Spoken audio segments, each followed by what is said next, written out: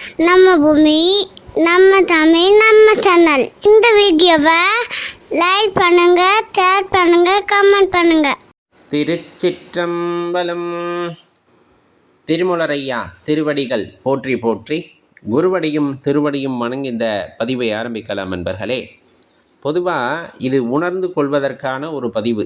முழுமையாக கேட்டிங்கன்னா ஒரு அர்த்தம் அல்லது ஒரு தெளிவு உங்களுக்கு பிறக்கலாம் அப்படிங்கிறத சொல்லிட்டு தான் இந்த பதிவை ஆரம்பிக்கிறோம்.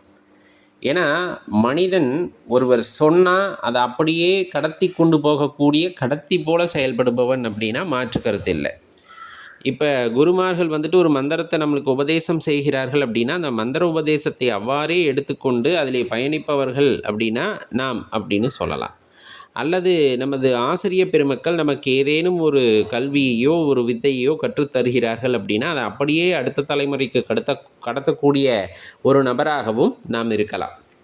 ஆனால் நம்ம இதில் எண்ணி பார்க்க வேண்டியது அப்படின்னா இறைவனுடைய அருளை பரிபூரணமாக பெற்றவர்கள் அப்படின்னு சில பேர் இருந்திருப்பாங்க. எல்லாத்துக்கும் மூலமாக இருந்திருப்பார்கள். மூலம்னா இந்த இடத்துல நான் சொல்கிறது ஆதி மூலம் அல்ல, ஒரு ஒரு தோற்றத்தை ஏற்படுத்தக்கூடிய ஒரு நபராக சில பேர் இருந்திருப்பாங்க. யார் அப்படின்னு யோசிச்சோன்னா, இப்போ உதாரணத்துக்கு அடியேன்னு சொல்கிறேன், உப்பு அப்படிங்கிறது நம்ம சாப்பாட்டில் சேர்த்து சாப்பிட்றோம். அது ஒரு சுவையை எடுத்து கொடுப்பதாக இருக்கும் அப்படிங்கிறது நமக்கு தெரியும் உணவில்.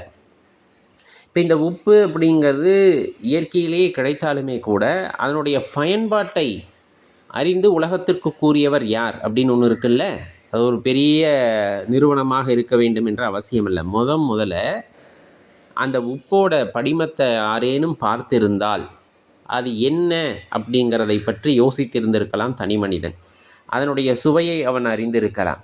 அதை தன் சாப்பாட்டுக்கு, அதாவது வேட்டையாடிய காலத்திலே அந்த உப்பை அந்த உணவிலே சேர்த்தால் என்ன ஆகும் அப்படிங்கிறத கண்டிருக்கலாம்.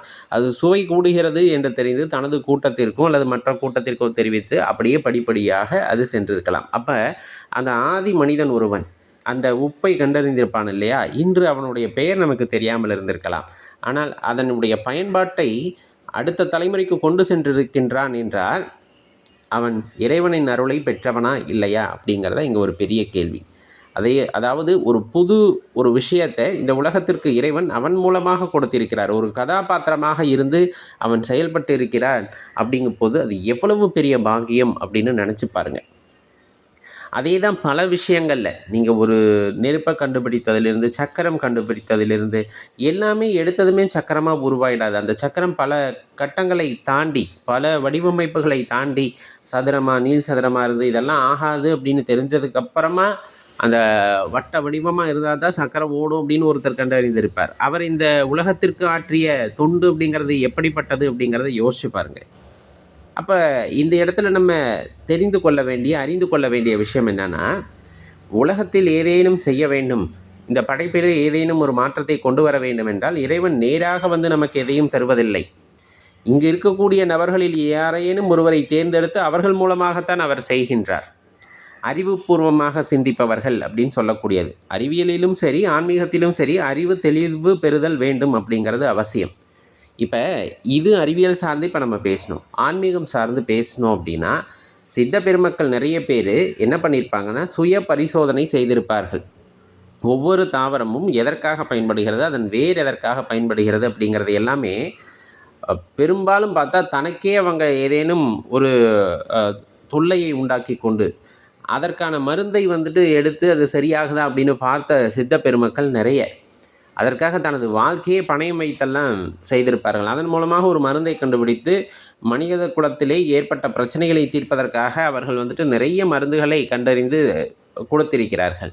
எல்லாம் இன்றளவும் சித்த மருத்துவத்திலே பயன்பாட்டிலே இருக்கும். சித்த மருத்துவம் இல்லை, எல்லா மருத்துவம் இருந்தாலும் சித்த மருத்துவத்திலே சித்தர்கள் ஆற்றிய பங்கு அப்படிங்கிறது ரொம்ப பெருசு. சிவபெருமான அருளால் நிறைய மூலிகைகளை பற்றி அறிந்து அதனுடைய தன்மைகளை அறிந்து மனித குலத்திற்கு எது தேவை எது தேவையில்லை என்பதையெல்லாம் உணர்ந்து அதை பகுத்து நமக்கு கொடுத்திருக்கிறார்கள். அப்படின்னா அவர்களையும் இறைவன் ஒரு கருவியாக பயன்படுத்தி இருக்கிறார் அப்படிங்கிறத தான் நம்ம இந்த இடத்துல தெரிஞ்சுக்கணும். சரி, இப்போ இந்த கருவியாக நம்மளையெல்லாம் என்னத்தான் பயன்படுத்துவார் அவர் அப்படின்னு ஒரு கேள்வி இருக்கும் இல்லையா. நீ வாழ வேண்டும் என்று நினைத்து விட்டால், இந்த மனித குலத்திற்கு ஏதேனும் செய்ய வேண்டும் என்று நீ நினைத்து விட்டால் உன்னையும் கருவியாக பயன்படுத்துவார். அதாவது ஆங்கிலத்தில் ஓப்பன் மைண்டட் அப்படின்னு சொல்லுவாங்க. அப்போ நம்ம எதையும் ஏற்றுக்கொள்ளத்தக்க வகையிலே நம் மனதை பக்குவப்படுத்தி இருக்கிறோம் அப்படின்னா, இப்போ இறைவன் ஏதேனும் ஒரு விஷயத்தை நமக்கு கொடுக்கிறார், அதை உள்ளவாறே நான் ஏற்றுக்கொள்ள தயாராக இருக்கின்றேன், அதில் எந்த கஷ்டம் வந்தாலும் எந்த பிரச்சனை வந்தாலும் அதை எதிர்நோக்கக்கூடிய ஆற்றல் எனக்கு உள்ளது அப்படிங்கிற அந்த தீர்மானம் நமக்குள் இருக்கிறது. அப்படிங்கும்போது ஆன்மீகத்திலோ அறிவியலிலோ உங்கள் மூலமாக ஏதேனும் ஒரு புதிய விஷயத்தை இறைவன் கொடுப்பதற்கு தயாராக இருப்பார். ஆனால் அதற்காக நீங்கள் தயார் நிலையிலே இருக்க வேண்டும் அப்படிங்கிறது தான் முக்கியம். சரி, நான் ஆற்றக்கூடிய பங்கு அதிலே யாது அப்படின்னு ஒரு கேள்வி வரும் இல்லையா? கண்டிப்பாக நீங்கள் ஆற்றக்கூடிய பங்கு அதிலே மிக உயரியதாக இருக்கும்.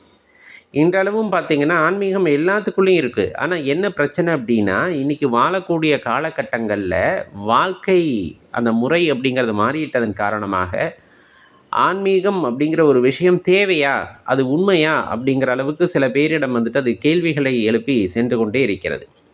ஆனால் அவர்கள் வாழ்கின்ற அந்த வாழ்க்கையிலும் நிலையான ஆனந்தத்தை பெறுவதில்லை.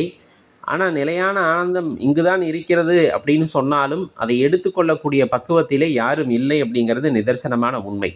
நாம் பல விஷயங்களை எடுத்து சொன்னாலும், ஏன்னா இது அனுபவம் சார்ந்த விஷயம். இப்போ ஒரு குருமார் தனது சீடனுக்கு இந்த உணர்வை நீ பெறுகிறாயா அப்படின்னு கேட்டால் அவன் அதை உருவகப்படுத்தி கொண்டு ஆம் என்பான். ஆனால் உண்மையாக அந்த அனுபவத்தை அவன் பெற்றானா அப்படிங்கிறது ரொம்ப கடினமான கேள்வி. அதை குரு அறிந்து விடுவார். ஆனால் புற உலகம் அதை அறியுமா? அவன் ஏதோ சொல்கிறானே அப்படிங்கிற மாதிரி இருக்கும். ஒருவேளை அவன் பொய்யே கூட சொல்லி இருக்கலாம். உண்மை யார் அறிவார் அப்படின்னா அவர்கள் மட்டும்தான் அறிவார்கள், அந்த சீடர்கள் மட்டும்தான் அறிவார்கள். இது யதார்த்தமான ஒரு விஷயம். அப்போ அந்த அனுபவத்தை உணர வேண்டும் அப்படின்னா சில விஷயங்களை நாம் ஏற்றுக்கொண்டு தான் ஆக வேண்டும்.